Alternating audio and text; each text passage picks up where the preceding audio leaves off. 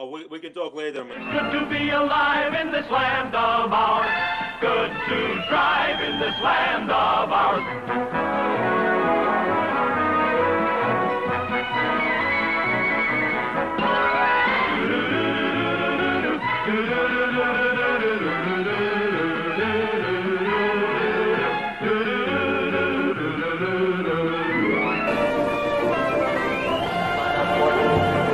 Hello, Canada hockey fans in the United States.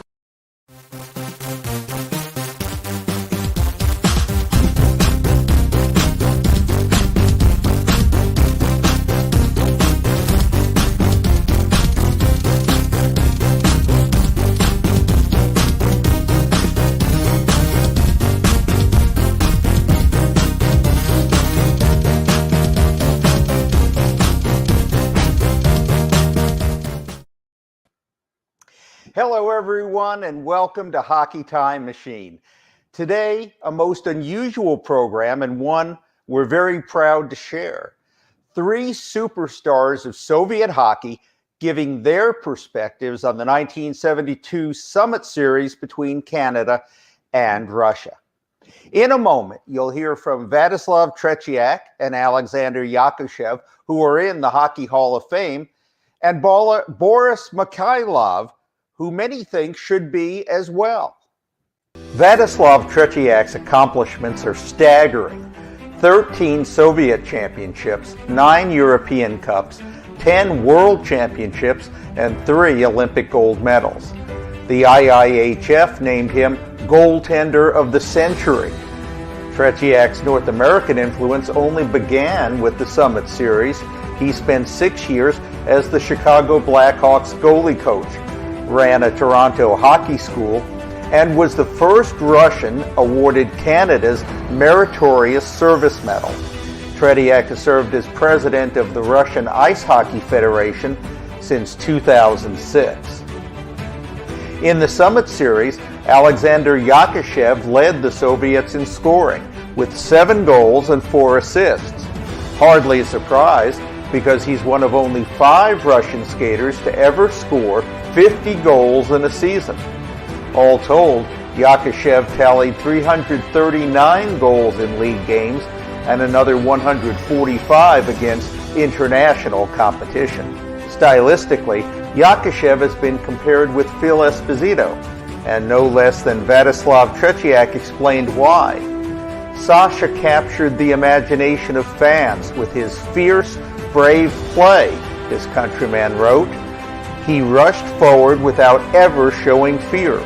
He went after rebounds courageously and was never afraid of collisions or injuries. Boris Mikhailov more than held his own on the top Soviet line of the 1970s. The winger tallied 428 goals in 572 league games, adding 200 more in international play. In fact, Mikhailov was named as the most valuable player in the 1979 Challenge Cup between the Soviet Red Army and NHL All-Stars.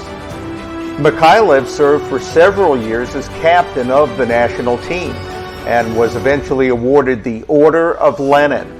After his final game with the national team, his teammates honored his dedication and leadership by carrying him around the rink on their shoulders. Paul Patskou joins us when he's not overseeing Hockey Time Machine. He's a renowned hockey historian. Paul, tell us why the interviews we're about to see are so special. Well, because I don't think it's been done before. You always want to get the opposite view of something. We know what happened in Canada, Canadian view, but what did the Russians think? Even after all these years, did they have different opinions? And obviously they did. But the best thing is if you get 3 of them together, you see them interact with each other, and they're no different than any other players that we've had, and that's what makes it great. Now, I've met Yakushev and Tretiak, but Boris Mikhailov was the fellow who intrigued me because of his reputation in '72 and his fierceness and determination to win. I just wanted to see what he was really like, and you get a different perspective for sure when you see them in a environment like this. Well, we've gotten the chance to see the interview. We were around when it was done, and Mikhailov had a wicked sense of humor. Even during the interview, he was the one cracking jokes and saying if only he spoke English, he would have taken over the NHL. Yeah, he is a funny guy, and they all look great as well. And the fact that we were able to accomplish this through Zoom and in Moscow is thanks to Alexander Braverman. People ask, how did you do this? Well, it wasn't me. I could never get those contacts in the Russian Federation to allow this, but Alexander Braverman, who you'll see after the taped interviews later on, and he can answer a lot of questions for you. And the other Alex is doing the hostings. He's doing the questions, so we'll be meeting him as well. And I thought that they were absolutely candid. Maybe it's the passage of time, but maybe it was that they're speaking in their native language. But I thought they gave very thoughtful answers. They did. They took their time. They stayed. They came early. They stayed late, and they just seemed to have a good time talking about it. You see them laughing and making jokes and things, and it's very pleasant. It's a different view from '72. It's almost 50 years now. They're not the enemy anymore. Not on the hockey rinks, but you'll be seeing them very shortly. And as we'll all see in a moment, that's a point they made too, that while the pain of losing the series is still there, the friendships they made are what really have lasted. Is that your takeaway too? Yeah, wait till you hear Mikhailov talking about Esposito. That's something to behold. Okay, thanks for joining us, Paul, and we will see you later as well. As Paul mentioned, one important person we want to acknowledge again is Alex Braverman, the driving force behind making these interviews possible. Alex is a champion of what he calls hockey diplomacy, and he's organized Russian Heritage Nights in both the Canada and the U.S. Alex will join us, as Paul said, later in the show live to explain both those initiatives. The interviews were conducted, appropriately enough, at the Russian Hockey Hall of Fame. Our host is Alex Shripson, for nearly 3 decades a globe-trotting producer for the CBC. Alex has all the key attributes. He's fluent in both English and Russian, and what's just as important, he also speaks hockey. What's more, Alex provided the English subtitles you'll see, and in the translation, he aimed to get across the essence of what our guest had to say. Without further ado, the superstars of Soviet hockey. Hello, everyone. My name is Alex Shripson. It's a great honor for me to be here. For almost 30 years, I've been working for the CBC, but back in 1972, I was just a little boy living in the Soviet Union, rooting my heart out for us against those toothless, helmetless, obnoxious Canadians. A little story before we start. In the Soviet Union, I was a big fan of Moscow Spartak. We emigrated to Canada in 1976, and I picked up just where I left off by becoming a fan of another team that would always lose, the Toronto Maple Leafs. Well, you can take the man out of childhood, but you can't take the child out of the man. The back said something else. Here's my Toronto Maple Leafs, and here is what this said. Ничего не видно. Mikhailov. Yakushev.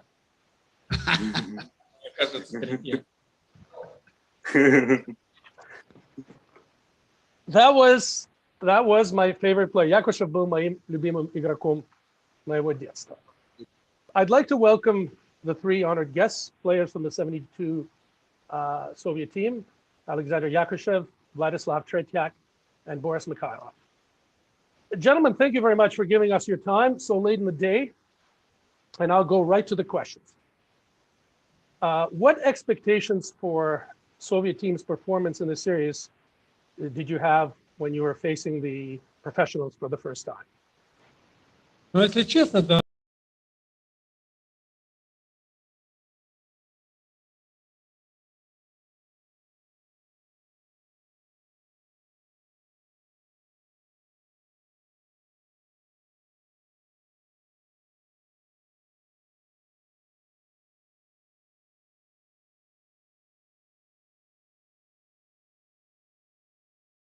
Everyone. My name is Alex Princeton. It's a great honor for me to be here. For almost 30 years, I've been working for the CBC, but back in 1972, I was just a little boy living in the Soviet Union, rooting my heart out for us against those toothless, helmetless, obnoxious Canadians. A little story before we start. In the Soviet Union, I was a big fan of Moscow Spartak. We emigrated to Canada in 1976, and I picked up just where I left off by becoming a fan of another team that would always lose, the Toronto Maple Leafs. Well, you can take the man out of childhood, but you can't take the child out of the man. The back said something else. Here's my Toronto Maple Leafs, and here is what this said. Ничего не видно. Mikhailov. Yakushev. Кажется, Tretiak. That was my favorite player. Yakushev был моим любимым игроком моего детства. I'd like to welcome the three honored guests, players from the 72 Soviet team, Alexander Yakushev, Vladislav Tretiak, and Boris Mikhailov. Gentlemen, thank you very much for giving us your time so late in the day, and I'll go right to the questions. What expectations for Soviet team's performance in the series did you have when you were facing the professionals for the first time? Но если честно, да. Особенно начало первой игры, когда наши соперники забили 2 гола, было чувство, такое ощущение, что они нас разорвут. Но потом игра выровнялась, Женя Зимен забил шайбу, и мы нашли свою игру и разгромили сильную команду Канады. После первой игры весь зал приветствовали нас, а сборную Канады освистывали.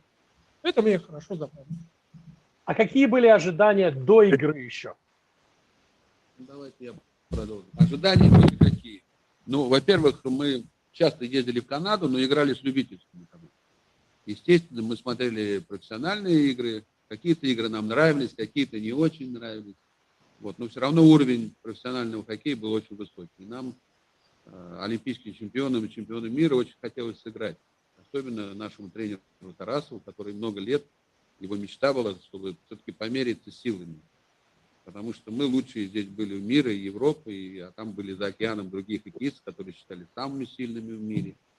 Вот, и говорили, что они обыграют нас двузначным счетом, что во втором периоде нас перебьют, что некому будет выходить на площадку. Ну, в общем, так издевательски относились к этим матчам. Вот, поэтому они никак не состоялись много лет. И все-таки, слава богу, что они состоялись. Спасибо Иглсону, который много сделал для этого, и нашей федерации хоккея, который министерство сделало, чтобы эти игры состоялись исторические. Мы представляли всю Европу, не только советский хоккей, потому что мы были чемпионами. Поэтому эти игры были очень важны. Мы, конечно, очень переживали. Мы не знали, как мы сыграем, но мы знали, что мы тренируемся по 3 раза в день, 9 месяцев в году сидим на сборах, и что мы очень умеем играть в хоккей. Поэтому мы знали, что мы выступим достойно. Какой результат будет, мы не знали. Поэтому мы ехали и хотели показать свою игру. Okay, so after game 1, which you won, how were there revised expectations for the Soviet team, and how were they communicated to the team? What was the reaction of the players when they were asked to win the series? Хочу сказать, ответить на ваш первый вопрос насчет боязни.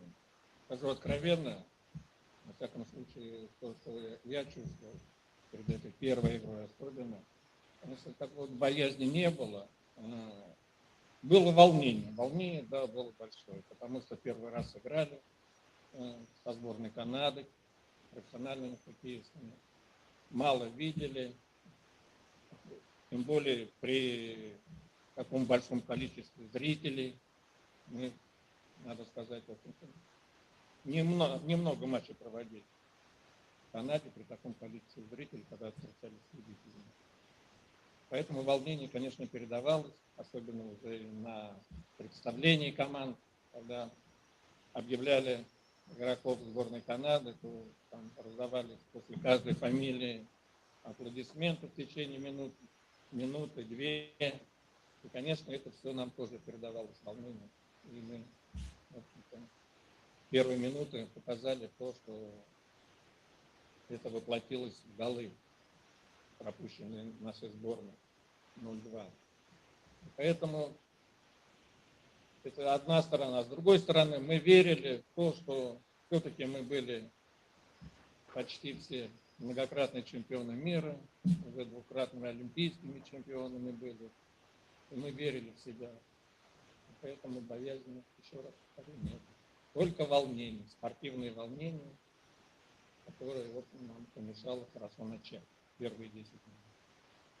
После первой игры, конечно, у нас царила такая эйфория, можно сказать.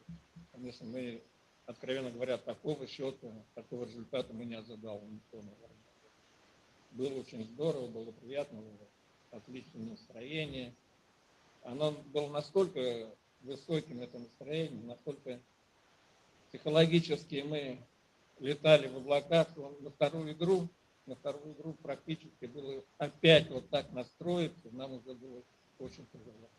Конечно, игра вторая уже в Торонто, мы выглядели совсем по-другому, в лучшую сторону. А сборная Канады, наоборот, после того, как, конечно, они тоже не ожидали такого результата, игроки, они собрались, как это умеют они делать, и совсем выглядели уже другой командой. Может, давай. Ой. Ну, правильно Александр Сергеевич сказал, что после первой игры, когда мы немножко был мандраж, когда игра закончилась, в раздевалке мы сказали, да мы с ними можем играть, не только играть, но обыгрывать. Но самое главное, повлияло на вторую игру. Мы ждали, когда ваш корреспондент съест газету, которую обещал. Мы борщ ему приготовили, ну не знаю, там Владислав Александрович должен был посмотреть, проследить. И нас это немножко расслабило. Но потом, после игры в Торонто, нас поставили на место, мы осознали, что надо готовиться к каждой игре. Что мы и делали впоследствии. Let me move to coaches. How did the coaching change from Anatoly Tarasov to Bobrov and Kulagin affect the team and their play? Конечно, Тарасов, он много лет все делал для того, чтобы эти игры состоялись. И, естественно, им было бы обидно, что не он поехал тренер.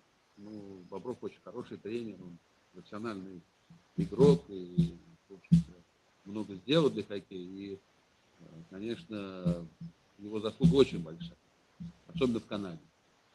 Ну, в Канаде даже было трудно настраивать нас, потому что как тренеру, потому что каждый хоккеист хотел показать, на что он способен. Это точно. А в Москве, вот, я думаю, что немножко тренеры упустили нас. Нам надо было немножко пожестче с нами. Потому что мы думали, что в Канаде на маленькой площадке мы, если там хороший хоккей показали, обыграли по результату серии канадскую команду, то в Москве на большой площадке мы 100% были уверены после первой игры, которую мы выиграли. Практически думали, что из 3 матчей мы точно не проиграем у себя дома. Поэтому я думаю, что здесь тренерский состав должен был немножко пожестче с нами обойтись, чтобы нас настроить на игру. Ну, к сожалению, так это не произошло. Ну, я могу добавить только то, что сказал Владислав, насчет психологического настроя после 5-й игры. Здесь, в общем-то, эта 5-я игра, выигрыш в этой игре, конечно, он негативно отразился не только на тренерский состав, но и на игроках тоже. Потому что игроки тоже были все уверены, что из 3 оставшихся мы обязательно одну-то выиграем. И серия будет выиграна. Да? И тренер тоже, в общем-то, уже такие нотки пошли. Ну, ребята, вы большое дело сделали после 5-й игры.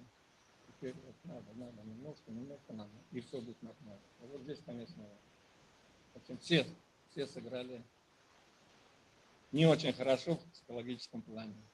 Я думаю, в что этот мы, момент. я думаю, что мы хорошо сыграли.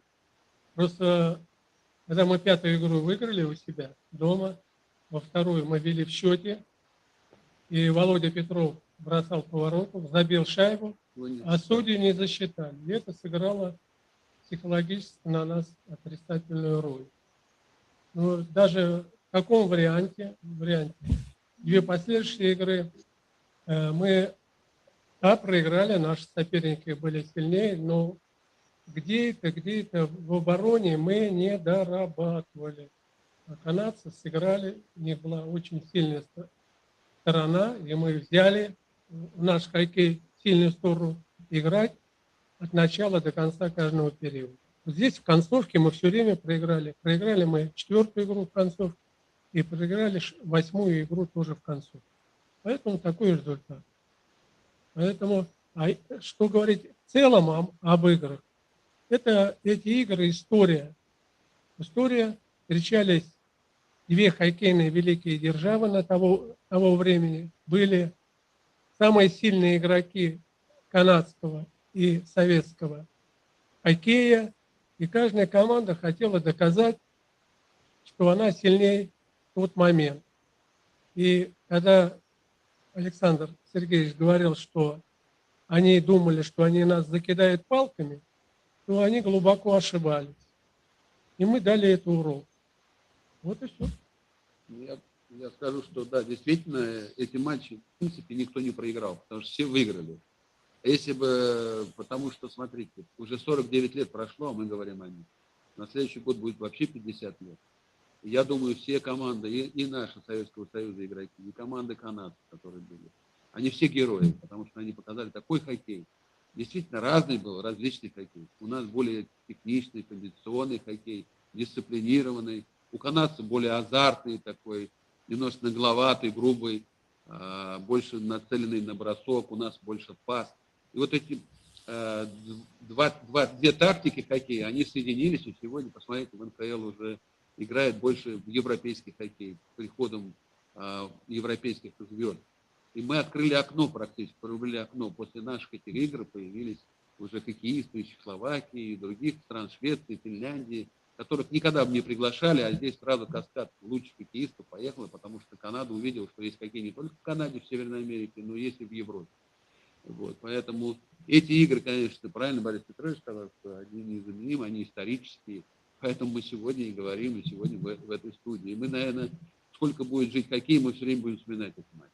Все время. И канадцы будут вспоминать, и, значит, у наших болельщики будут вспоминать российские, советские. Почему? Потому что это действительно было украшение в спорте, и это была действительно потрясающая игра. Let me ask you about one unfortunate aspect of all this. How did the slash by Bobby Clarke on Kharlamov affect Soviet team's emotion and determination? Ну как? Если человек не мог справиться игровыми методами, нужно вывести игрока. Только вот ему тренер дал держать Харламову. Держать по спортивному принципу он не смог. Но надо вывести игрока. Вот так он и поступил. Ну, случайно, не случайно. Не надо заглаживать этот вопрос. Он выбил ведущего игрока нашей сборной. Бог ему судья. Вот. Ну, мы читали прессу канадскую, даже сам Бобби Кларк сказал, что он как бы в этих играх антигероем оказался, не только со стороны наших болельщиков, но и канадских, потому что выбивать игрока, это, конечно, неправильно, потому что мы все едим один хлеб. Но он сказал, что мне такое задание дал тренер, и я выполнил. И его осуждать в этом плане, наверное, это сказать тренеру, что он такое задание дал.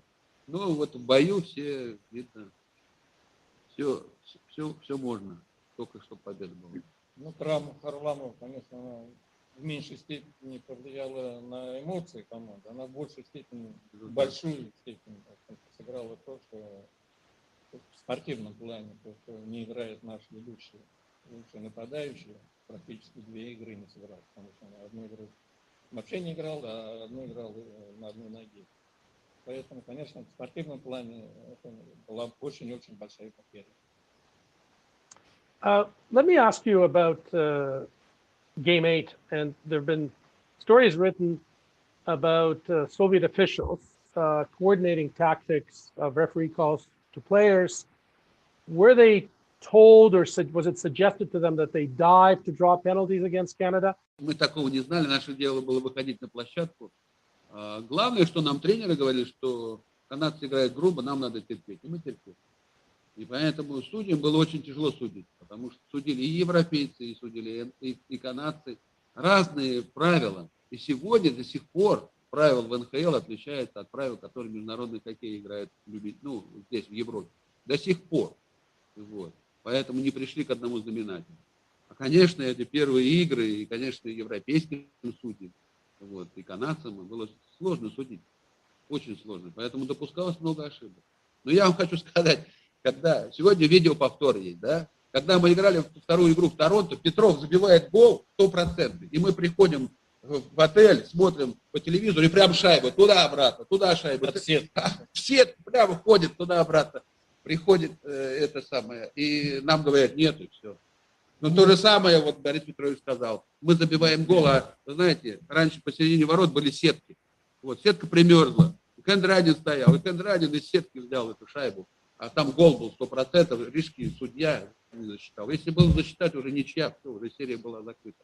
Поэтому столько много моментов таких, что, конечно, судьи были большие ошибки. Чиновники не входили в это. Мы не знали, мы не общаемся, понимаете. Наше дело, у нас есть тренер, и мы выходим на площадку, наше дело играть.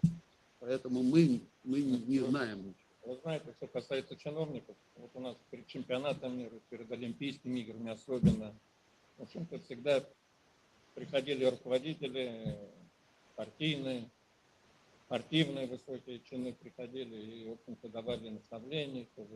Смысл такой, что надо выиграть, постараться, обязательно выиграть там, чемпионат мира или Олимпийские игры. Но что характерно, перед этой серией никто никуда к нам не приходил, нас никуда не вызывали. Там было единственное сказано, ребята, там тренера особенно подчеркивал, ребята, вы можете играть, можете сыграть удачно, достойно, но никаких накачек, как это было принято, повторяю, перед чемпионатом мира, Олимпийскими играми, абсолютно не было.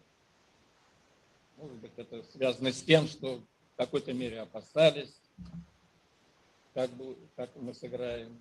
Ну, а после первой игры, в общем-то, уже такая была, появилась уверенность в том, что мы можем сыграть. Прошло 50, Да. 49 лет прошло, а вы все пытаетесь в эти игры замечательно всунуть политику. Я думаю, почему до сих пор все политика, политика. А какой политики? Мы просто защищали свою страну. Канадская сборная защищала свою страну. Мы хотели друг другу доказать, кто из нас сильнее в хоккейном мире. Ни о какой политике не было. У меня в голове даже не было, что такое. Поэтому чем меньше мы будем спорт, тем более большой спорт, включать политику, то это будет на руку только развитию отношений между всеми сборными любого уровня и вообще спорту в целом. Let me ask you this. How has respect, it's been, as you say, it's been 49, almost 50 years. How has respect for each other, for your opponents, changed, evolved over time since the series was played? Ну, я думаю, что после этой серии наши хоккеисты очень стали знаменитыми во всем мире, не только в Канаде. И Канада признала, что есть не только североамериканский хоккей, но есть еще и европейский, и советский хоккей. Вот, поэтому вы видели, что сегодня очень много взято. Мы взяли у канадцев многое, они взяли у нас многое. А самое главное, мы очень дружески относимся друг к другу. Мы все время, когда встречаемся и на льду, и у нас очень много было встреч, и в Канаде суперсерии были, ветераны приезжали, и к нам приезжали, играли на Красной площади. Вот, и к нам канадцы все приезжали, и у нас очень хорошие отношения, потому что мы сделали хорошее дело, мы радовали болельщиков, мы показали хороший хоккей, который нравился и канадцам, и россиянам. Поэтому у нас очень дружеские отношения ко всем игрокам, даже кто там грубо играл, не грубо, мы вспоминаем, что было на площадке. Но мы сегодня, наверное, самые лучшие друзья. Команда Канады и команда российская, советская. Let me. Я думаю, что если мы на льду чуть ли не доходило до драки, да, мы хотели доказать, но после, на банкетах, мы просто были открыты друг с другом, и у нас никаких проблем взаимоотношений не было. Только была проблема одна. Они говорили по-английски, а мы по-русски. Вот одна проблема. Остальных больше никаких я не видела преград в общении. Вы знаете, я смотрел, мы, ребят, тоже смотрели интервью его экспозиции, и он вспоминал, какое у него было отношение тогда, во время этой серии, к русским хоккеистам. И вот одна фраза, конечно, это была уникальная.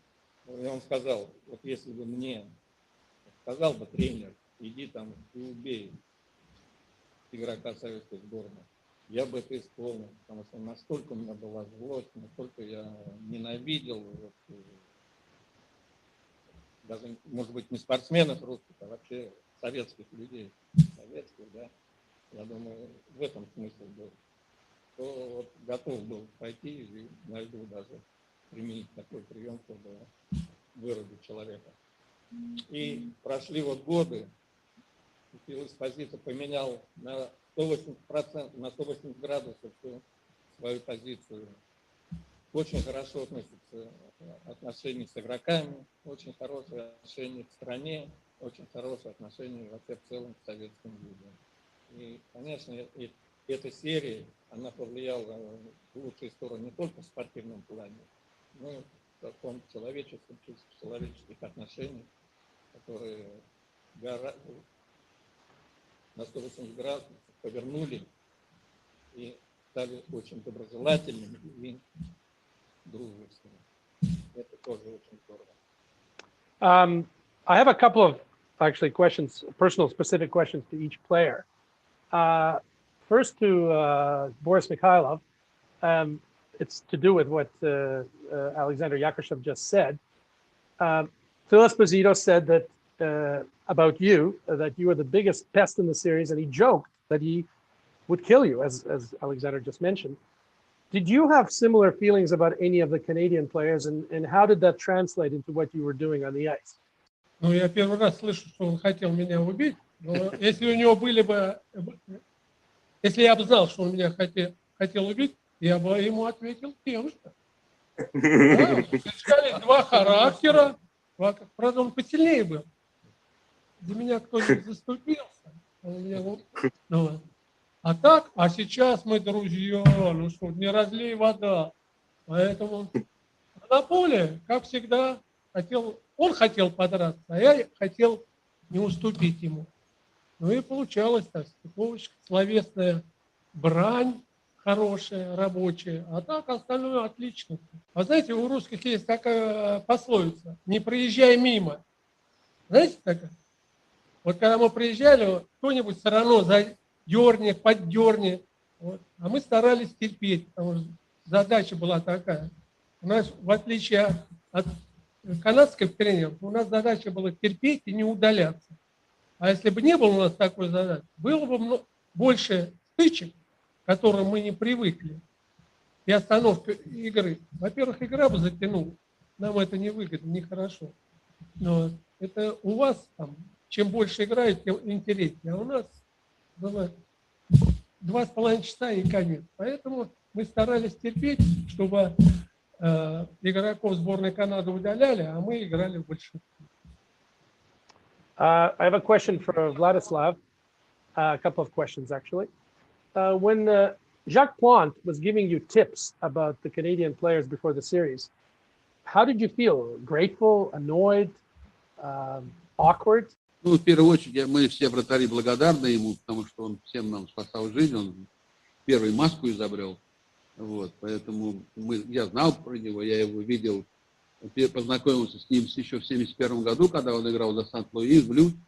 Вот, у нас тренировка была, а после нас Сант-Луис Блюз тренировался. Я пришел в раздевалку, снимал, ну, уже пошел в душ, прибегает Тарасов: ты что тут моешься? Говорит, иди там, Жак Плант играет, иди посмотри, как он тренируется. Я даже не домылся, сел за ворота, сидел у него за воротами, смотрел, как он двигается, а он увидел, что пацан сидит, СССР у меня написано. Вот. И он мне стал показывать, как вот он выкатывает из ворот, все, знаете, как. Потом мне клюшку подарил. Вот. Это первое знакомство было. А потом, вот, конечно, перед игрой он пришел для меня, во-первых, я вообще был неожиданно, что он вообще в раздевалку нам пустили. Обычно к нам никогда не пускают никого. Вот. Но его ради уважения пустили, он начал говорить по-английски, я ничего по-английски не понимал, но он мне нарисовал, значит, я, конечно, с трудом что-то понял, вот, но сам факт, что он пришел, такой, знаете, вот, я не знаю, почему это произошло, или из-за того, что он думал, что мне там штук 20 набьют, или такое чувство братства, это трудно, это его надо было спросить, я не знаю, вот, но сам факт, что он пришел, и он с уважением, мне это было очень приятно, знаете, такое вратарское братство. Вот. И я, конечно, очень благодарен, был, знаете, неловко мне было, я смотрел на него, как великий вратарь, знаменитый. Вот. Но я очень вспоминаю эту встречу и благодарю его, то, что он пришел, он как бы поддержал. И мне такое ощущение, что он меня хотел поддержать перед таким трудным боем. Но он молодец. Ну, канадцы, наверное, не очень довольны были. Let me ask you another question to do with Paul Henderson. He scored the winning goal in each of the last 3 games, and wondering if there was something about him that made it more difficult for you to play against him. His shot, his style, something intangible? Ну, я много раз играл, и в серии 74 год про него практически не только 1 гол забил в серии 74. Я думаю, что мне больше уделял внимание Фил Эспозито, Иван Корнае, другим игрокам. Потому что они действительно больше всех мне доставляли неприятности, особенно Фил Эспозито и Пятаке. Вот, и поэтому я больше внимания ему уделял. А мне, ну да, сам Пол Хэнс сам сказал, что ему Бог дал этот гол последний, вот это действительно, ему просто, знаете, вот это была его серия была, вы знаете. Я не скажу, что он выделялся среди других хоккеистов, нет. Он забивал как раз те голы, которые принесли ему славу, и это действительно достойно, он действительно молодец в этом плане. Но мне кажется, просто Бог ему дал, я не уделял внимания, я уделял всем внимание, но я еще раз повторяю, больше всех уделял внимания Фил Эспозито, который больше всех неприятен. And I have a question for you, Alexander Yakushev. Many Canadian hockey observers have said and believe that you were the most consistent and best Soviet forward through the series. For you, what was it like playing against Dryden and Esposito? Did you have any kind of preference? Ну, да, я слышал, что очень сильные вратари, и Драйден, и Эспозито. Но, честно говоря, у меня не было возможности как-то их часть. Мне слабые, сильные стороны. Основное внимание придавалось, конечно, игры против защитников. А защитники были очень сильные в сборной Канады. Очень сильные. Поэтому играть было, конечно, всем тяжело. Очень тяжело против такой защиты. Тем более те силовые приемы, которые очень любили приводить защиты канадцев, конечно, для нас они были не то что впервые, но необычно много и необычно так очень сильно. Всегда впечатывали в борт, и не случайно у нас часто возникали какие-то стычки, потому что у нас тоже во внутреннем чемпионате, в европейских играх тоже, в общем, применяли силовые приемы, но не в таком количестве и не с такой жесткостью. Поэтому, конечно, в этом плане было очень сложно играть. Ну, а что касается вратарей, то да, они очень высокого уровня, но тем не менее, в общем-то, еще раз хочу повторить, что против такой сборной, против такой защиты было всем очень тяжело. Но тем не менее, в общем-то, наша сборная забивала и играла очень достойно против такой сильной команды, которая, особенно в последних играх, показала то, что она всегда сильна была, это бороться до последней секунды, не расслабляться, выкладываться полностью. И вот эти все заброшенные шайбы в 3 последних играх еще раз подтвердили, что играть надо с первой до последней секунды. И канадская сборная это хорошо продемонстрировала и показала. Это урок на всю жизнь. Let me go back to some general questions. I'm wondering, have any of you or all of you ever rewatched those games? And if you have, what were your feelings as you were watching? Ну, я тогда закончу, да? Да. Ну, откровенно, вот за все эти годы у меня лежит все 8 игр запись. Ни разу не смотрел. Не пересматривал, потому что все-таки горечь последней игры, она настолько велика, что не могу еще до сих пор переварить это, потому что я считаю, что мы допустили очень большую ошибку с нашей стороны. Вина, в общем-то, полностью на всех нас лежит, что мы не смогли переломить эту серию в свою пользу.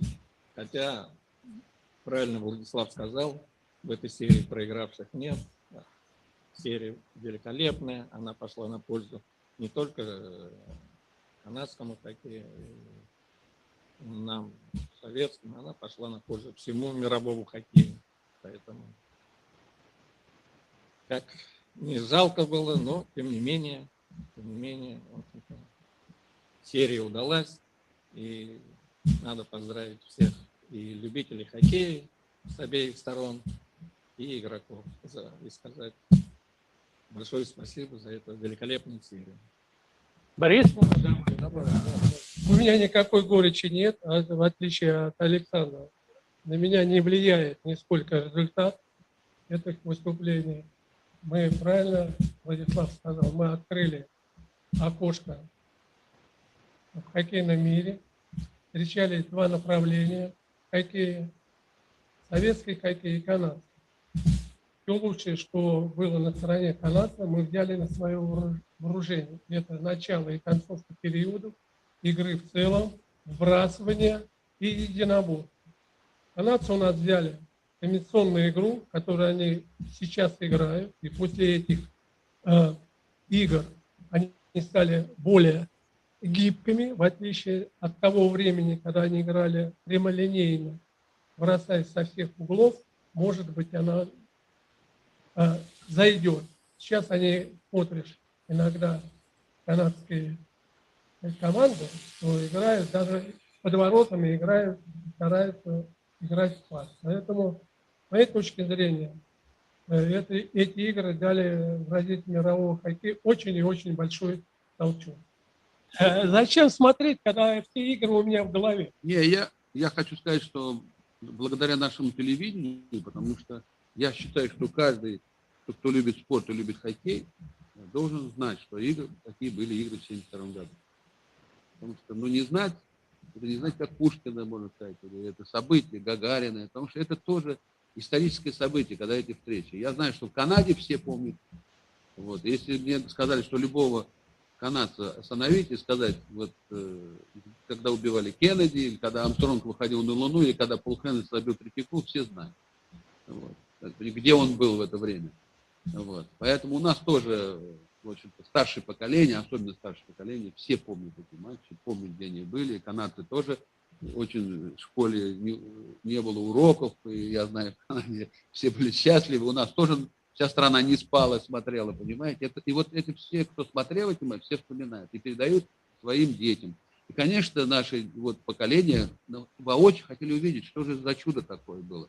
Поэтому наше телевидение, кстати, в Новый год и показывает эту серию, показывает все матчи, понимаете. И я тоже смотрел, и наблюдал, и видел, как мы проигрывали 2-0, как это, порты трещали все, и уже канадцы веселились и думали, будет разгром. И тут первый матч, когда мы выиграли 7-3, это просто был шок. И вообще я хочу сказать, что эти матчи очень интересные. Это просто наша команда настолько выдержанно играла, настолько комбинационно, настолько технично, и канадцы в своем стиле. В принципе, это был праздник хоккея. Поэтому наше телевидение и по сей день показывает эти матчи. По разным каналам. I just want to explore a little bit what Alexander said. When you say that you still feel the pain and that there was some kind of that was all on you, all on the players, what do you mean? Горечь, конечного результата. Я считаю, что несмотря на то, что вот эта серия вообще классная была, она удалась, тем не менее, все равно определяет любого турнира результат. Я считаю, результат был в наших руках, так как он отрицательный, от этого и горе. Do you think that we talked a little bit about Game 5, in which you fairly easily came back in the third period? Do you think that there was a letdown after that? That there was a kind of a feeling of overconfidence that carried through for the rest of the series? Я уже на этот вопрос отвечал, что вот перелом, вот, чисто психологии, случился после 5-го матча. Когда, вы помните, мы проигрывали 0-3, отыгрались, выиграли 6-5, и здесь уже, ну, осталось 3 игры, ребята, мы одну-то зацепим, одну-то выиграем, и все будет нормально. И здесь вот то, что я говорил выше, здесь, в общем-то, все, не только игроки, и у тренерского состава тоже. А команда очень чувствует, когда там тренеры немножко расслабляются, там какие-то фразы произносятся, и команда это чувствует. И у команды тоже такая расслабуха пошла. В этом плане, конечно, здесь сыграл очень большую роль на результат остальных матчей. И еще раз хочу повторить, что, конечно, сборная Канады проявила самые сильные качества, это борьба до последней секунды. То, что присуще вот канадскому хоккею, канадским игрокам. А это великие игроки были большие, характером, которые борются до последней секунды. То, что они его продемонстрировали в 3 последующих матчах. А вы, Борис? Хочу сказать, я вот думал, почему же мы проиграли? Не скажу. А как мы могли выиграть, если они хотели судью зарезать? Вот поэтому мы и проиграли. Мы же судью пожалели. Do you think Canadians wanted to win more than the Soviets? Я думаю, что мы обе команды хотели выиграть. И поэтому были такие интересные игры. И в каждой игре, независимо от счета, мы бились до конца, от начала до конца. В некоторых играх получалось, в некоторых нет. Если говорить об играх у нас, то для нас было непривычно, когда игрок показывает, что разрежет шею, руководитель делегации выбегает на лед, что-то там показывает, жесты какие-то. У нас это не было. Вообще мы первый раз, чтобы руководитель делегации выбегал на лед, это вообще-то для нас дико было. Мы думали, как человек, который руководит делегацией канадской, выбегает на лед, и какие-то претензии и к судьям, и к трибунам, и к противнику. Милиции. Да милиция, в то время милиция должна его забрать в калашку на 15 суток. Но руководитель спортивной делегации нельзя. Вы говорите об Аллен Иглсоне. А о ком же еще? В очках в то время ходил он только один. Это я сейчас в очках, потому что возраст уже. А вообще трудно представить, чтобы как бы приняли приезд сборной Канады после того, если бы они проиграли. Трудно представить. Я не представляю, какой был прием и какая бы была оценка дана. What do you think would have happened? Что вы думаете произошло бы? Ну, много негатива, наверное, игроки бы испытали в свой адрес. Очень много. Потому что, если вспомнить, какие ожидания были перед этой серией, когда там все игры 8-0 с двузначным числом, там, ну, вы все это прекрасно знаете. И вдруг такой бы был результат, если бы вдруг такой результат. Ну, да, я добавлю, вы помните Ванкуверы, когда мы обыграли, когда Экспозитор говорил, Он просто говорит, мы, говорит, из отпуска вышли, и мы вдруг нам сказали, что это слабая команда, что нам вообще делать нечего с ней. Вратарь самое слабое звено. И мы сегодня приехали со всех концов Северной Америки защищать Канаду, а нас обсвистали здесь. Уже это был звонок в Ванкувере, когда Эспозито, вы помните, он просто ошеломлен был вот этим болельщиком, как они кинули свою команду, не поддержали, все бывает. Это было. Конечно, Александр правильно сказал, если бы они проиграли, было бы очень сложно. Поэтому, вы знаете, каждая команда хочет выиграть, естественно. Поэтому мы профессионалы, мы когда выходим на площадку, мы никогда не хотим проигрывать. Поэтому все хотят выиграть. И команда Канады, и команда, и, конечно, и болельщики, все, которые болеют. Нет, я хочу еще добавить. Я так подумал.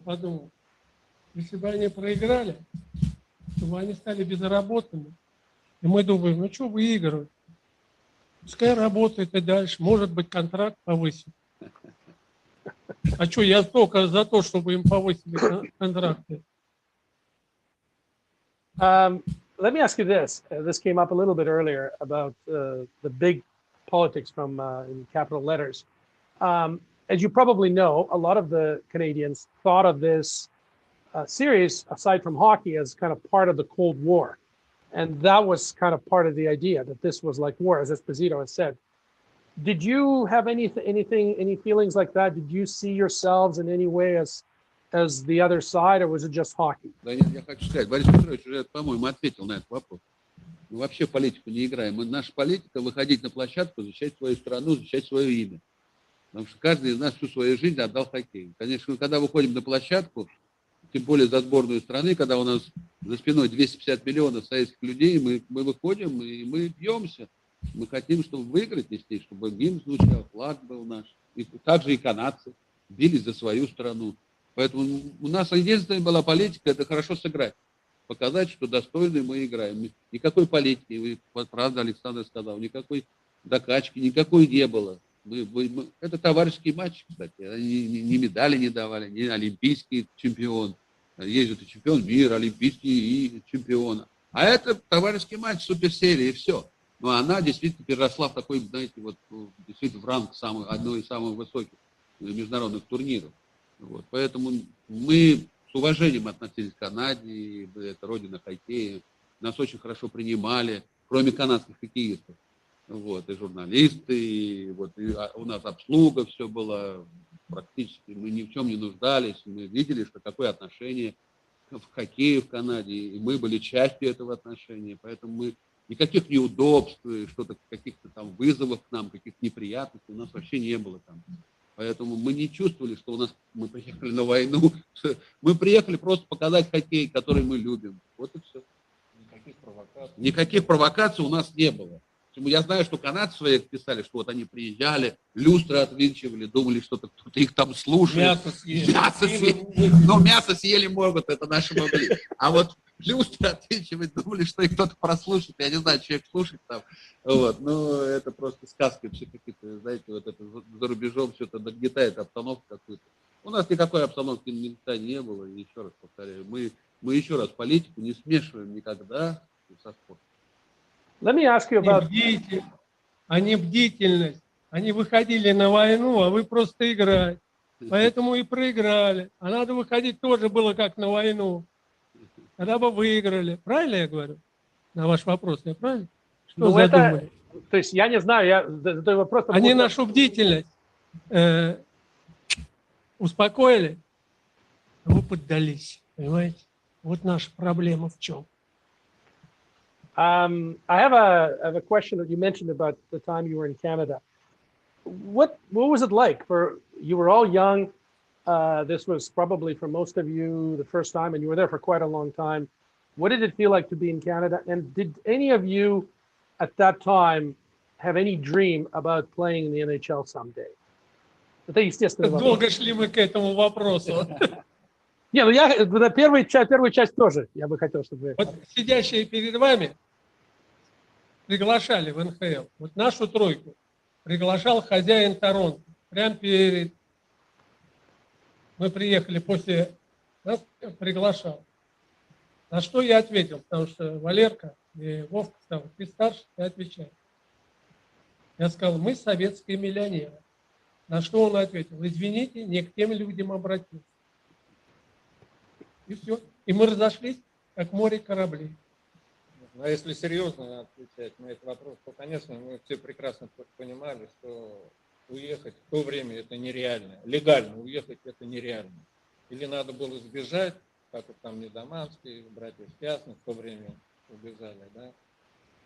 Вот. А другого способа не было. Даже затевать на эту тему вопросы, это бесполезно абсолютно было. Поэтому вообще эту тему даже не касались. Сразу. Нет, ну я когда закончил в 80-м году, я тоже подписал контракт в Австрии. То есть, если возможность была, вы бы попробовали? В то время редко могли выступить за границу играть. Но это было очень редко. Армейским хоккеистам, кто играл в ЦСКА, нельзя было уезжать.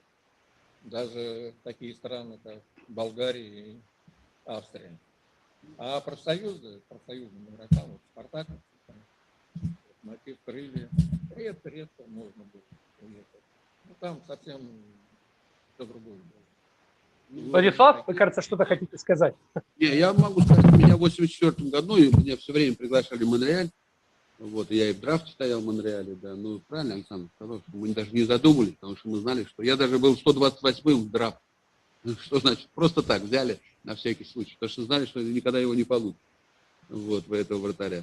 Вот. Но в 84-м, когда я уже стал там, на 4 Олимпиадах, уже 10 чемпионов, ну 11, вы даже не моргнули, да, вот, я 10-кратный чемпион мира.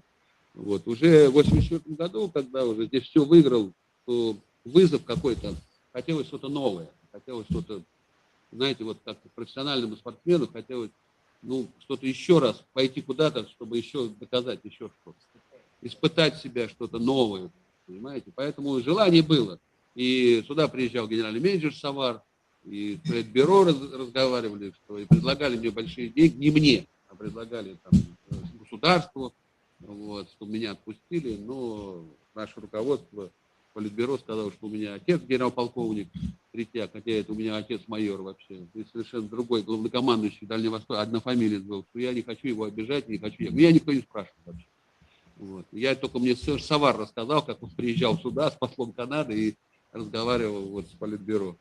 Вот. Поэтому, правильно Александр сказал, уже после я поехал просто попробовать себя, если бы мне бы разрешил Советский Союз. А убежать мы даже не думали, никто из нас, чтобы мы в свою родину как-то уехали, бросили все. У нас такого не было. Ни один хоккеист вот нашего поколения, никто такого не сделал. Хотя предложение было. Just a question for you, Boris. You're the highest scoring player in the history of Soviet and Russian hockey. Would you like to have seen, just in some dream world, fantasy world, your stats in the NHL? У него хорошие были, он на пятаке играл лучше всех, у него бы нормально. И бросать умею, Да. между прочим, не как некоторые. Конечно, можно было попробовать, но зачем? Меня здесь, на родине, все устраивало. Ну так, и вот после того разговора в Торонто прошло лет 10, можно было бы попробовать. Но я вам скажу же, специалисты не приглашают, кто бы не подошел в НХЛ, а не приглашают, кто подошел бы. А на то время, я думаю, что среди игроков любой команды НХЛ я бы не затерялся. Это точно. Тоже вратари бы от него плакали. На пятаке стоял вот там. Драйден точно плакал. Let me ask you one final question. We're running out of time. When you look back at your careers, and each of you has had a fantastic career, how do you evaluate the importance of this series in the context of your entire lives? Do you think there was anything more significant? A lot of people in Canada, among Canadians, think this was the most significant thing they ever played, and even those have won many, many Stanley Cups. How do you see it? Я считаю, что это была выдающаяся серия, и она, конечно, останется в памяти на всю жизнь. И она, в общем-то, не только повлияла на дальнейшее развитие хоккея, мирового хоккея, она, в общем-то, где-то даже в то время и сейчас это сблизила наши народы, болельщиков, простых людей, которые через эту серию стали по-другому смотреть на Советский Союз, по-другому смотреть на людей Советского Союза. Мне кажется, более такая пошла симпатия обоюдная симпатия между народами и между игроками, конечно, тоже. И мне кажется, эта серия, в общем-то, будет считаться долго-долго самой яркой и запоминающейся серией мирового хоккея. Борис? Это было историческое событие, эти встречи. А первые встречи, они первичны. Что потом было, это вторично. Поэтому правильно Александр сказал, что я говорил, что это толчок в развитии мирового хоккея, общение людей, теплое, да, мы на площадке были соперниками, а сейчас друзьями. И у нас, у меня лично, очень теплое воспоминание об этой встрече, какие бы они горькими не были по результату, но у меня теплое отношение. И когда я встречаюсь со своими бывшими соперниками на льду, то в жизни я с открытой душой, если бы еще знал английский, бы разговаривал по-английски. Ну, в школе не изучал. Вот ошибка была моя большая. Поэтому и в Монреаль не поехал. Я хотел бы сказать, что я думаю, что я и ребята меня поддержат. Мы счастливые люди, что нам посчастливилось в 1972 году встречаться с канадскими профессионалами в этой суперсерии, потому что действительно это историческое событие. И мы все сейчас в преддверии, вот на следующий год будем праздновать 50 лет этих игр. Наша главная задача, чтобы наше поколение и в Канаде, и в России знали эти игры, знали героев, знали канадцев, знали игроков нашей команды. И как результат, что для меня лично, что, конечно, эти игры сыграли большую роль, что в 1989 году я первый хоккеист, который, не игравший в НХЛ, вошел в музей хоккейной славы. Сейчас еще и Александр тоже в музей хоккейной славы. И я думаю, что игры 1972 года, они как раз повлияли на то, что мы вошли в музей хоккейной славы, не играя с ним в национальной хоккейной лиге. Это еще раз говорит, что канадцы признают наш успех, признают таланты. Это очень важно. Я даже хочу сказать, что я имею орден от Канады. Я думаю, что когда думали давать орден, наверняка вспоминали игры 1972 года. Вот. Поэтому эти игры войдут в историю. Я еще раз сказал, сколько хоккей будет жить, столько эти игры и будут.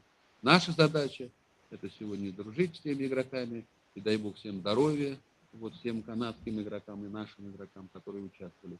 И самое главное, чтобы наше поколение не забывало этих исторических матчей. А в этом матче, еще раз повторяю, матч никто не проиграл, выиграли все. И канадцы, и Россия, и советские хоккеисты, и болельщики, и канадские. We've run out of time. Let me just thank you all for giving us an hour of your time. This is fascinating. As you said, everybody should know about this. It'll be 50 years. There are new fans being born all the time, and this was a historic event.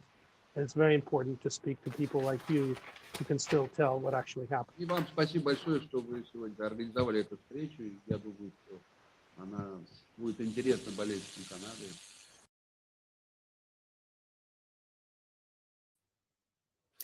Isn't that something? Isn't that just something? Hi, everybody. My name's Steve Paikin, and I've been given the honor of just chatting with the two guys who helped bring this whole thing together. Alex Braverman, can you hear me okay? Yes, hi. How are you? Добрый вечер. Добрый вечер. Well, what did you think of that? I enjoyed when we record these things, and I really enjoyed it again. And I was laughing from Boris' joke, and you know, all answers were, I believe, honest, and they all think a lot high about the series, and and I'm glad I was able to manage this and make this happen. One of the reasons we wanted to talk to you here is that we want some of the behind-the-scenes details of how this came together, because as Paul said off the top, this is unprecedented. So how did you convince the three of them to do this? First of all, I want to say, I met Paul 2 years ago when we did Russian Heritage Night in Toronto, and we keep in touch since that. And he was honored guest, our guest at the event in Toronto. And we've been talking about do something related to the series. And after a previous session when he had chance to bring Canadian players to it, he asked me, Alex, do you think you can help us to bring Russian players? And I said, I'll try, and I did, and that's that's how it started. Was it difficult to convince them to do it? It's first of all, you need to get to the point to talk to them, and it wasn't easy to do it. So I had to go through the friends, and friends introduced me to other friends, and after going around, we finally did it. And when I asked them, and when I explained what it's gonna be like, they gladly say yes, and I'm glad they did, because I believe everybody enjoyed this. Did you know that Boris Mikhailov was that funny?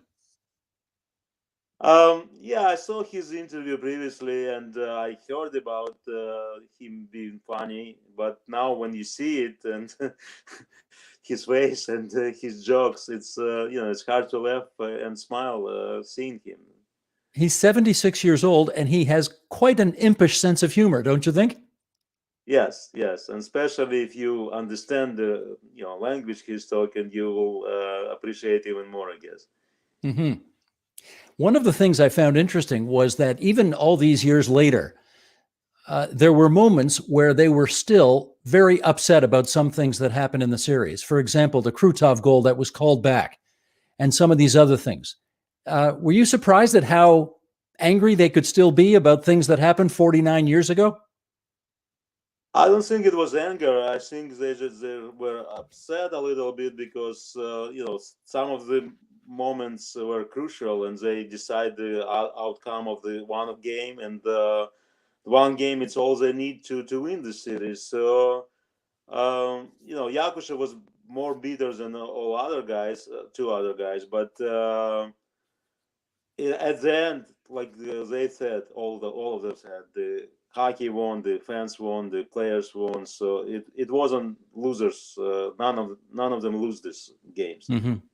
Alex, how old were you in 1972? I was only 12 years old, and I was in a small town in Moldavia at that point. I watched with my dad on black and white TV, and I still remember. And I remember being next to my dad and watching this. It's bringing a lot of good memories. Did you watch all 8 games? I don't remember seeing the first 4, but from Canada, but I did remember seeing the one in Moscow. Who was your favorite player on the Soviet team? On that team? Yes.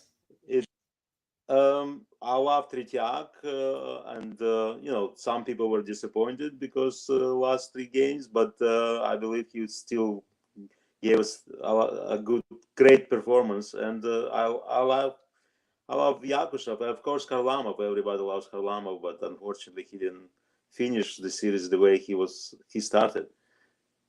Well, and we heard the story behind that as well. Do you remember what you thought as a child when you saw Bobby Clarke take the two-hander over his ankle? Like Alex said at the beginning of the interview, toothless, helmetless Canadians, everybody hated them at that point. Do you remember where you were and what you felt when Paul Henderson scored that game-winning goal in Game 8? I guess I was in front of a TV. I don't really remember exact moment of but it was big disappointment for us to lose the series. And at that point, I was cheering for Soviet's team because I was one of them. I think I remember it a little more distinctly than you do. In fact, I guarantee you I remember it more distinctly than you. I know exactly where I was, and I remember the euphoria that went through. We all watched at school, of course, and the euphoria that went through that room when Henderson scored. Was it 34 seconds left? Unbelievable. I guess a different reaction where you were, yes? Yeah, we like I said, we were disappointed, and unfortunately, it's a game, and somebody will need to win. Someone need to lose. I mean, have to lose. Alex, let me ask you about a couple of things that I found most intriguing in those interviews. And that was, we have to remember that these guys were raised in an atheist communist system in which the state was in charge of everything. And I noticed on a few occasions when they talked about Bobby Clarke and the two-hander over the ankles, one of them said, "Let God be his judge." And there were at least two other moments. Oh yeah, Tretiak on Paul Henderson. It was God's work that he scored that goal. And there was another reference to God as well. Did any of that surprise you? It's a lot of things changed since Soviet Union collapsed.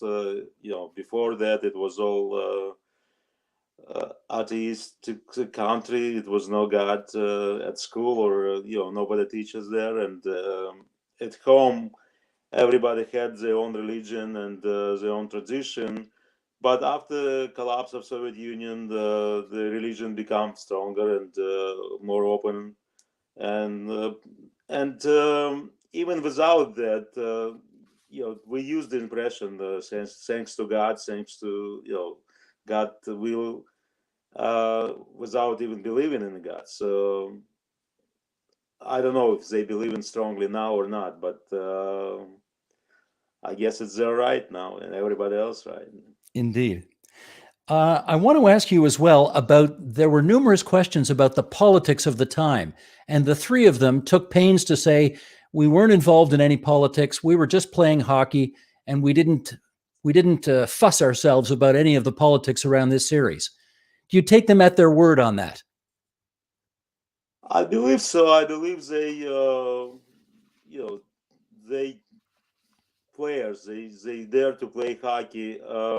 It was in the middle of Cold War. It was a bad feeling between Soviets and Canadians, or Soviet and US latest days. But for the players, when you go on the ice, you just give yourself to the game, and you do the best to win the game. And I don't know if players had this agenda behind, political agenda. I think just a willingness to win. Alexander Yakushev says he still, 49 years later, has not got the tapes out of his basement and has not watched the games. Have you watched the games again since you were 12 years old? Yes, I did. And, especially lately when, like I said, at the Russian Heritage Night in Toronto, Paul was one of the guests, and another guest we had was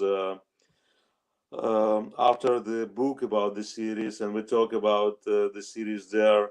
And another thing, I don't know if you see the pictures behind me. It's Gennady Tsigankov. I've become friends with his family. He was one of the players on the Soviet team during the series. He was wearing number 7 at that point at the game. And I become friends with his daughter and his son-in-law. They actually own the hockey academy with Gennady Tsigankov's name. And I was lucky enough to get this similar, the arrangements, the pictures you see behind me, and presented to Phil Esposito, because both of them were wearing number 7 during the game. So during one of the Russian Heritage Night event in Tampa, I presented to Phil Esposito, and it was kind of symbolic, because at that point Phil was like 2 days later, Phil was turning 77. So number 7 for Tsigankov here, and number 7 for Phil become, the birthday present for him, and he was very happy. And we talked about the series at that point too, during the game, before. Isn't that great? Who's the other person in the shot? Another person is my partner at Russian Heritage Night, Clarence Poller, and he's helping me a lot to grow this initiative.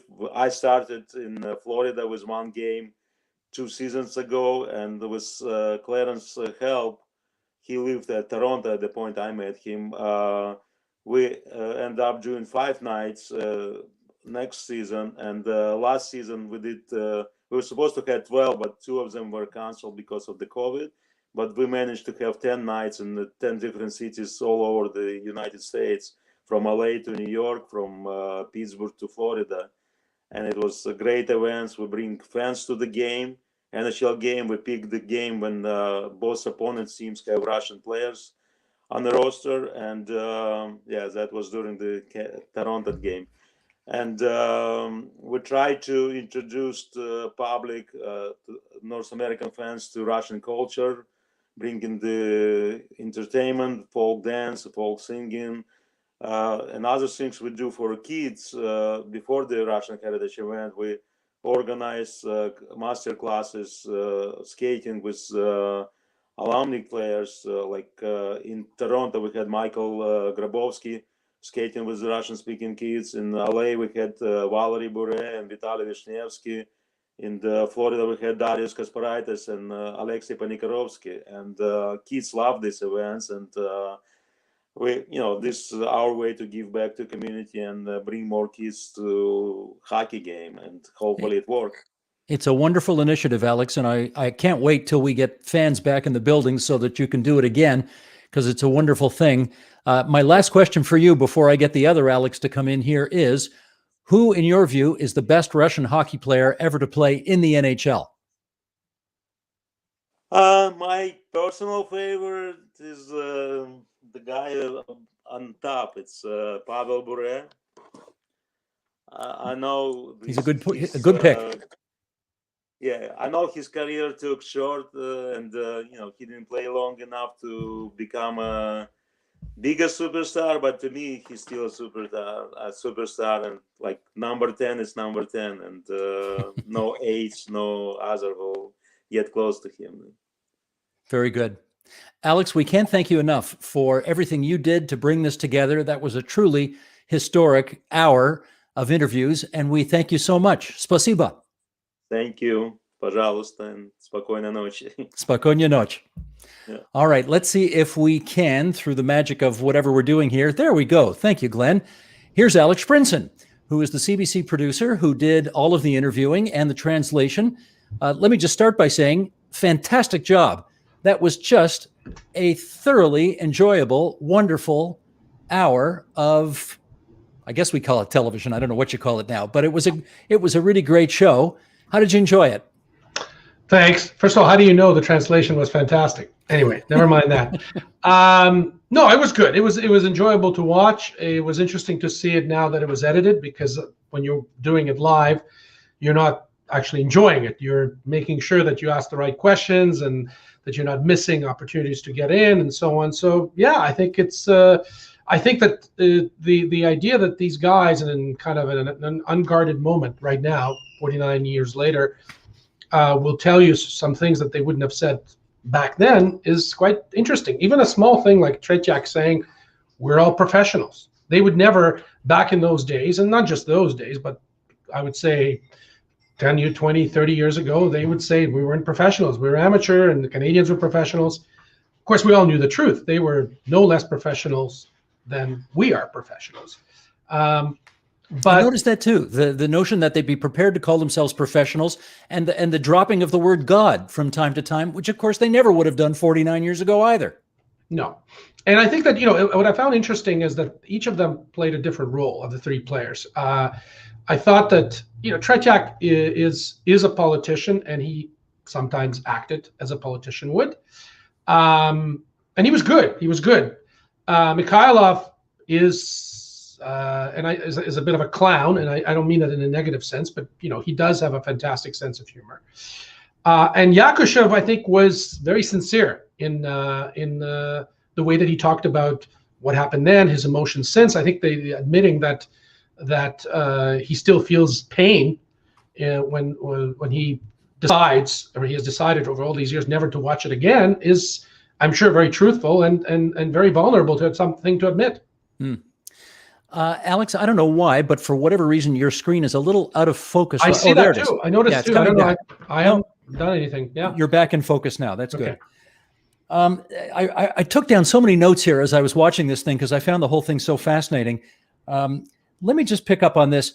I don't know that 49 years ago they would have said, you know, there's no winners, there's no losers. Hockey was the winner, and it's so wonderful to have seen the fusion of the two systems coming together.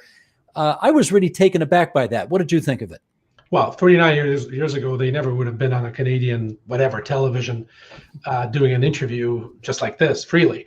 Well, I mean, look, things have changed in a certain way. I mean, the Soviet Union hasn't been there for 30 years, essentially. So, you know, and they're older men now, and they're kind of summing everything up. So the idea that everybody won, I think, is not such a risky thing to say. And I think they genuinely do feel that way. You know, they lost too. So obviously but I don't think it's just a phrase that they're using. I think that a lot of people think that way, that regardless of how it ended, that everybody won. Hockey won. Hockey improved. NHL changed its ways in certain ways in a good direction. The Russian hockey actually took some pointers from us. So I think it's true. As you were doing the interviews, I started to think to myself whether there has ever been in any sport an international tournament that was as profoundly important as this one was. Like nothing in American style football, or Canadian football for that matter, has ever happened like this. I can't think of any baseball tournament that's happened, or basketball. I can't think of anything where two different systems came together and had a Cold War on the field, on the pitch, on the ice, on the diamond, on the whatever. Can you? Well, you know, the funny thing is that very year, there were two other events that were somewhat similar. And both of them were, again, because of the Cold War that was going on at the time. Now, the other two events, and they were happening almost at exactly the same time during the summer of '72.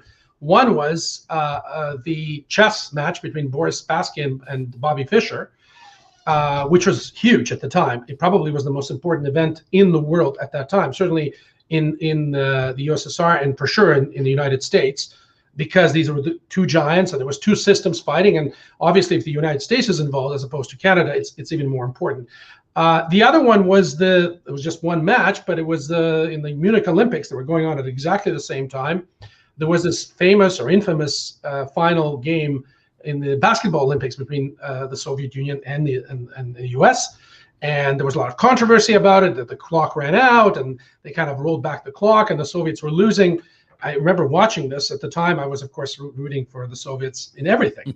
And the Americans were winning by a point with 3 seconds to go, with the ball being inbound. And at that time, you couldn't take a timeout and go on the other side. You basically have to do it from your own basket. And they threw kind of a Hail Mary. And it was after the idea that the clock had run out, and the Soviets scored a basket and they won the game. And it was a much bigger deal. I can tell you this. That was a much bigger deal in the Soviet Union at the time than this series, unquestionably. A, because they won, and B, because it was the Olympics. I don't know that 50 years later, though, people are going to be talking about either of those other two things the way that I think so many people in Russia and in Canada are obsessed with this series. Is that fair to say?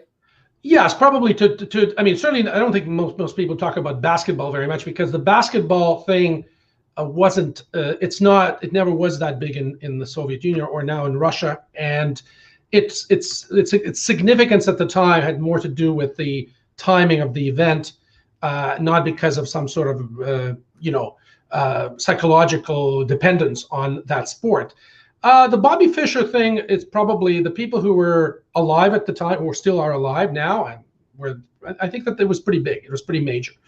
But I think that one of the things that's helping it is that we people like us, we every 5 years, every 10 years, we bring it back. We keep on talking about it because these players are still alive. They're really very willing to talk, and it's a major event. And from that point of view, it gets refreshed, and there are new people who discover what it is, and I think that's what keeps it going to some degree. And of course, we're in Canada, so we we're kind of not completely objective about this.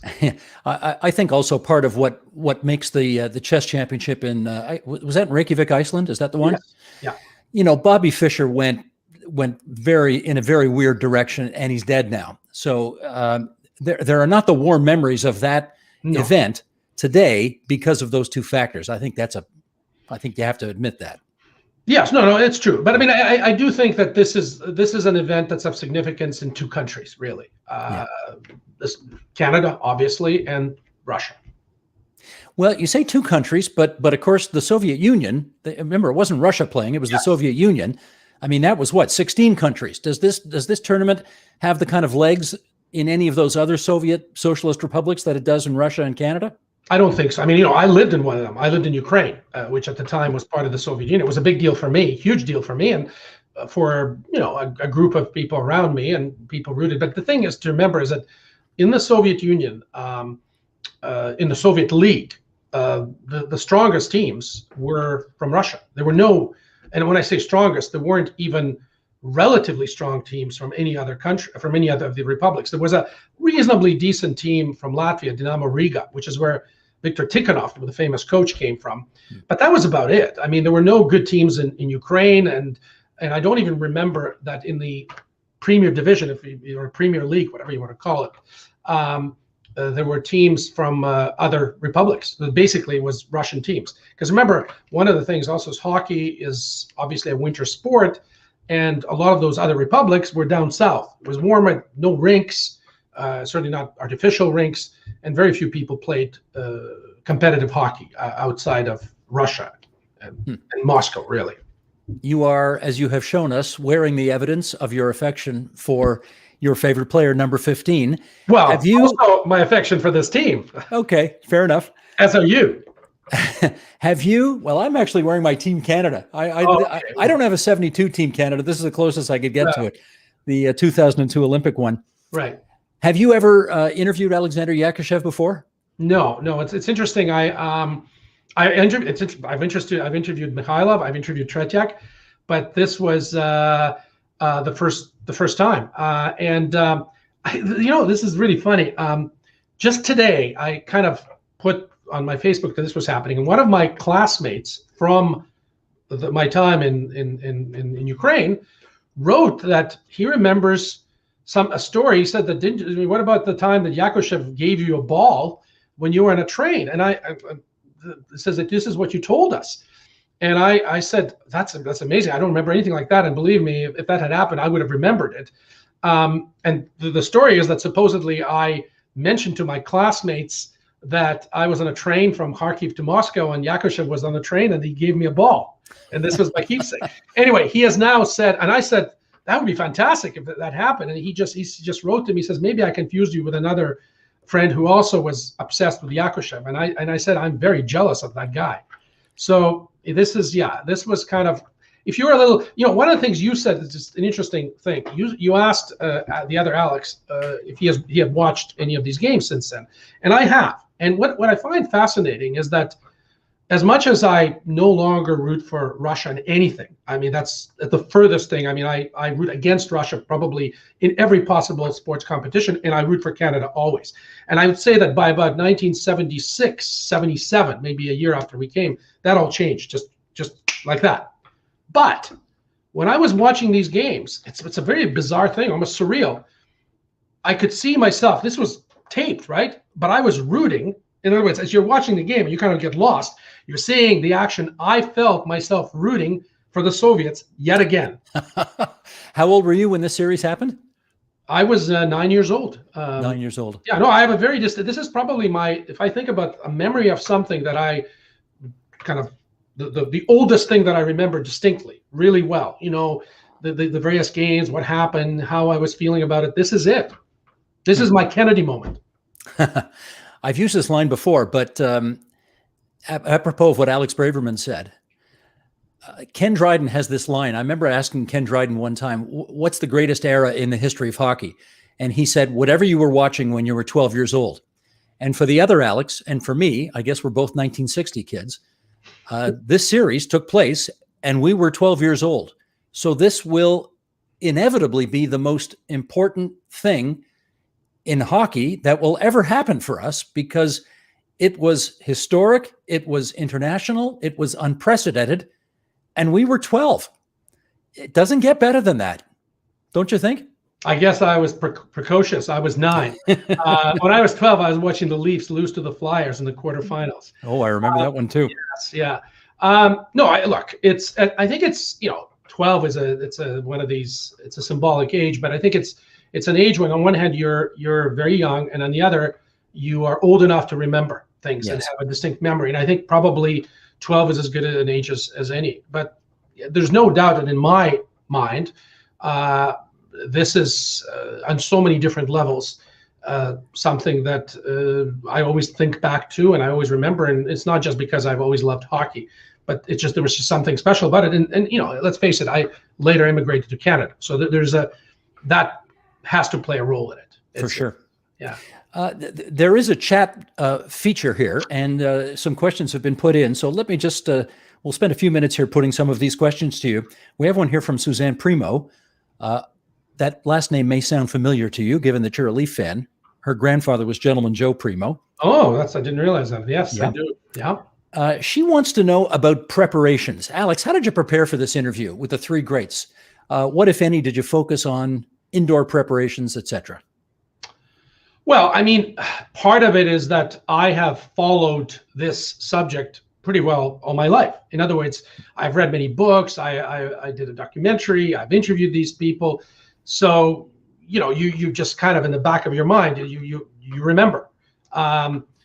Then you obviously, in a more specific sense, you have to think of what kind of questions to ask. I went back, I read a little bit online from these three players, what they have said over the years about the series.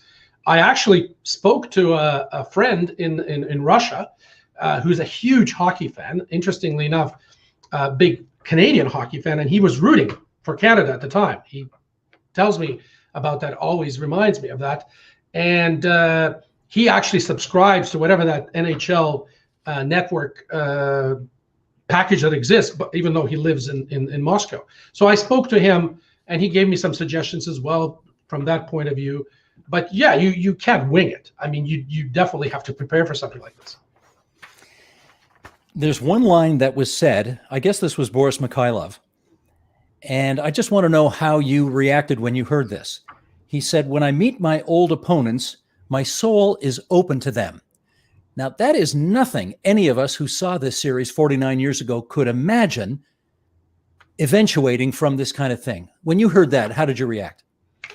Well, I mean, part of it is that I had interviewed him before, so it wasn't completely, it was a spoiler before that. But look, you hear this a lot when it's not maybe on the same scale, but when players fight and then after the game or in the off season, they are friends. I think that there's a thing about hockey being on the ice and off the ice. It's a totally different thing. And as time goes by and as these guys meet and they have something to remember, and this is something that bonds them all. And not to mention, and not to forget the fact that half of the Soviet team is, unfortunately, they've passed away, about half of them. Almost every defenseman, I was thinking this to myself, who is still alive, who isn't. And almost every defenseman, I guess it was difficult playing against Canada, every defenseman has died, incredibly enough. So I'm looking right now, like Phil Esposito is 79 years old now. I mean, this is shocking. Or I guess it's not, but it is. We have an image of these guys in our minds that is just freeze-dried in 1972 when they're in their 20s and 30s and just at the height of their powers. It's look, it's going to be 50 years next year. Yeah, I know. That seems perfectly ridiculous, doesn't it? It does. I mean, I still play hockey. I'm still like a little kid. I have Yakushev in the back of my jersey, and this happened 50 years ago. So it's don't remind me. Well, I love the fact that Vladimir Tretiak said at the end of the day, it's a celebration of hockey. The whole thing, the way our systems fuse together, the way that the combatants back then have become friends today. I don't want to get too political here, but wouldn't it be a lovely thing if the 50th anniversary of this event, which is taking place not that long from now, if it could result in some kind of improved diplomatic relations or rapprochement between our governments, our peoples? I mean, Do you ever think about the potential of that? I do, but the journalist cynic in me says ain't gonna happen. It's a nice romantic thing to consider, but the truth is that we're in a little bubble, all of us, whatever number of people that, and there's nothing wrong with it. It's a fantastic bubble. It's a fantasy. It allows us to divert our attention from the fact that, for example, the Leafs haven't won the Cup for 54 years, right? Is that right? I was unaware of that. Yes. Oh. Well, there you go. I mean, I didn't know that. Not that everybody cares about it, but I think you and I do, and a few others do. But look, it's there's no doubt. Yakushev mentioned this a couple of times, that it definitely played a role in softening relations, and it does. It still does to this day. Our two countries don't have the greatest relations right now. For all kinds of reasons and legitimate ones, but at the same time, it's very easy to, when I'm in Russia, for example, you can break the ice just by moving into that discussion about hockey, and specifically if it's people who are of my age or older, this is something you can talk about, and it definitely binds people. So it would be nice if what you said happened. Yeah, I look forward to that. Amen. Alex, I can't thank you enough for the role you played in making this happen. This was a really wonderful, wonderful event. I think the tradition on Hockey Time Machine is that we do about an hour and a half before our little after party, and an hour and a half is up. So I guess at this point, I wait for some direction to throw back to Paul Patskou. There we go. Paul, it's over to you. Isn't that something? Thanks, Steve, and thanks to the two Alexes and everybody else that helped out. Well, we're going to go to Zoom now for the after party. We're going to continue the discussion, so I hope people continue. Oh, that's, yeah. Where was that, Paul? That was at the inductions in the hotel in 2018 when Alexander got inducted. Now, somebody told a joke, and Alexander Yakushev understood it and laughed. So he understands English. There's no question about it. I don't remember what the joke was or who said it. Now, where did you get that shirt you're wearing, Paul? Oh, I worked on a film called Red Army. Oh, yes. Okay, I saw that one. Really great film. Gabe Polsky was in charge of that. And so they gave out these at the after party. For younger people watching, that stands for USSR, and they probably don't even know what that stands for. But anyway, get on the Google machine and figure it out.